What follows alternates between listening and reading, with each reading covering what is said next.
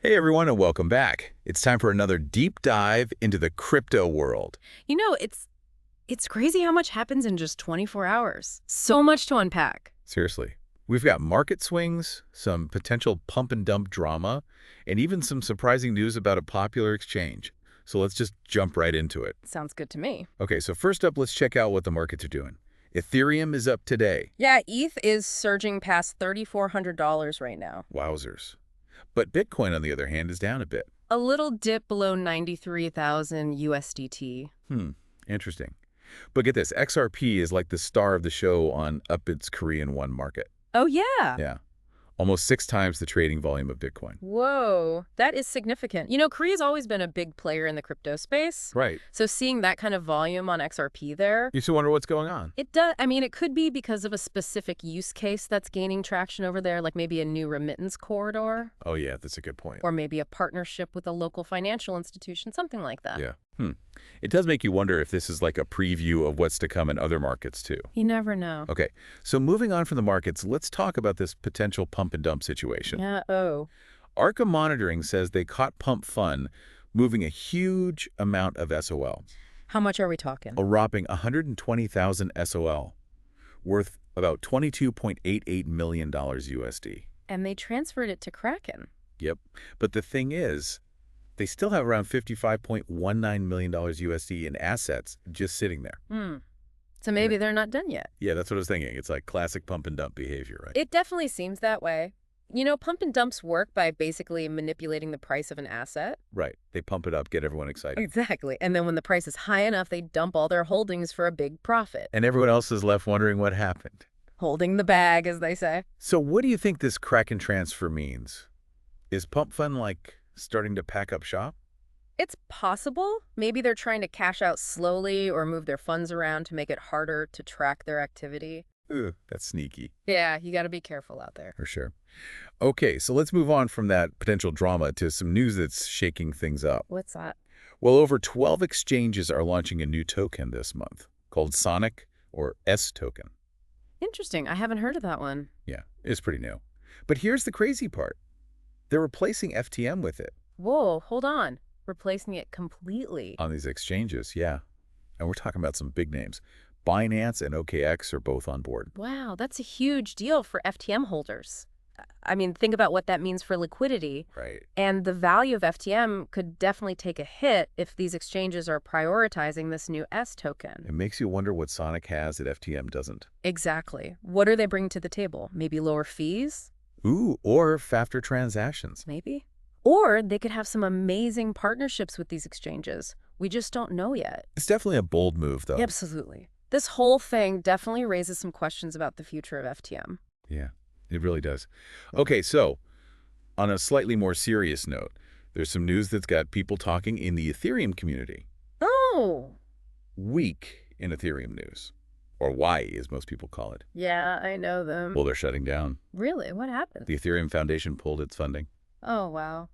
That's a shame. I mean, Y was a great resource for all things Ethereum. It was. Yeah. And their coverage was really insightful. Yeah. I wonder why the Ethereum Foundation would do that. Well, the funding was mostly symbolic. But still, it's a bit of a blow to independent Ethereum news. It is. And it makes you wonder what the Ethereum Foundation is focusing on now. That's a good question. Yeah. You know, this whole thing just reminds us how important independent voices are in the crypto world. I totally agree. It's a space that changes so quickly, and we need people who can report on it objectively. Exactly. Okay, speaking of things that keep changing, remember that whole Celsius versus FTX thing? Oh, yeah. That was a wild ride. Well, it's not over yet.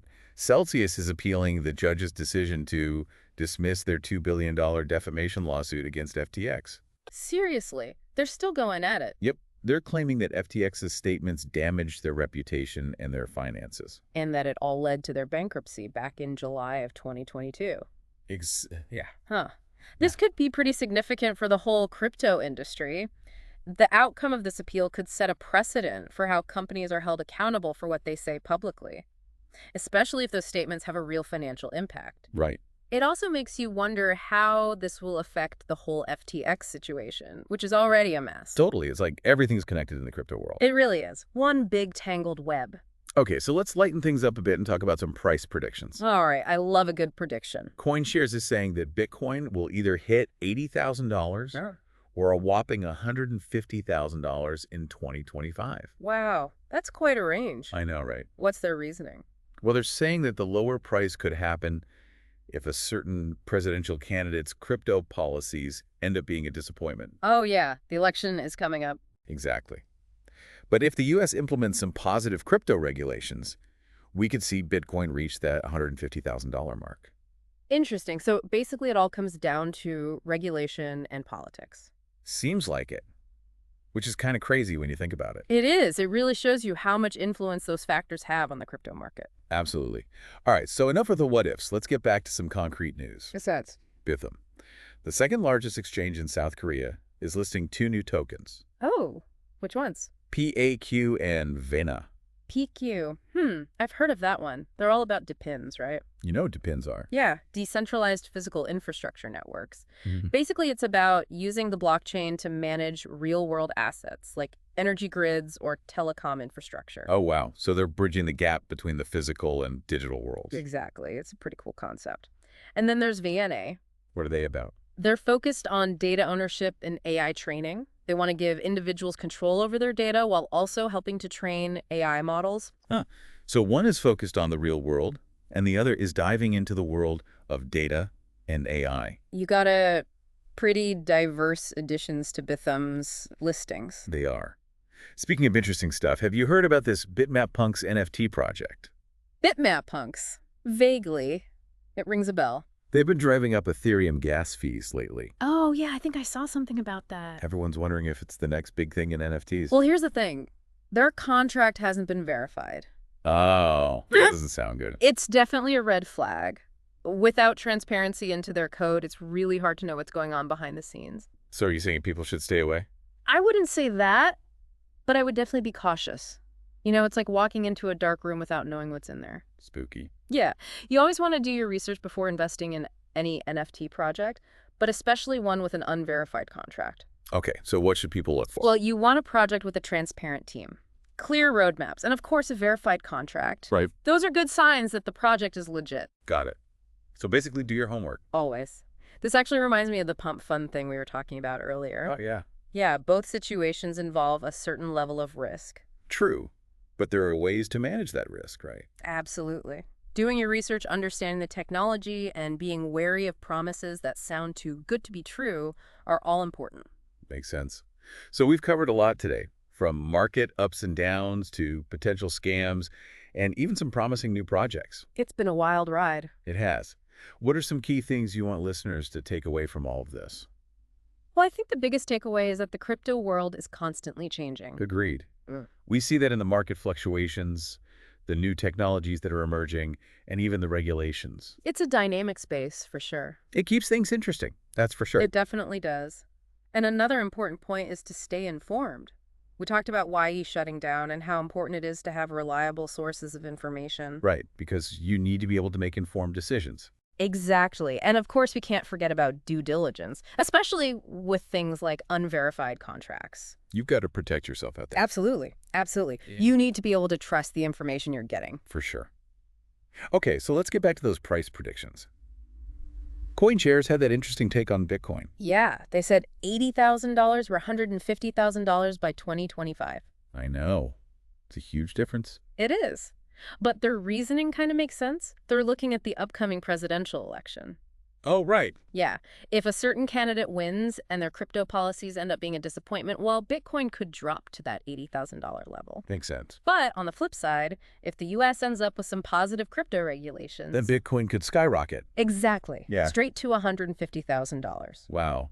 It's amazing how much impact those factors can have on the market. It really is. It's a reminder that crypto isn't just about technology, it's also about politics and regulation. It's all connected. Definitely. Okay, so enough with the predictions. Let's talk about some actual news. That's good. Bithumb, which is the second largest exchange in South Korea, Yeah, I know them. they just announced that they're listing two new tokens, Oh, which ones? PEAQ and VANA. PEAQ. Hmm. That name sounds familiar. What are they about again? They focus on DPINs, decentralized physical infrastructure networks. Depends. Wait. Right, so basically using blockchain for real-world stuff. Exactly. Think of things like managing energy grids or telecom infrastructure all on the blockchain. Wow, so they're bridging the gap between the physical world and the digital world. Yeah, that's the idea. Pretty innovative stuff. It is. And what about VANA? VANA is all about data ownership and AI training.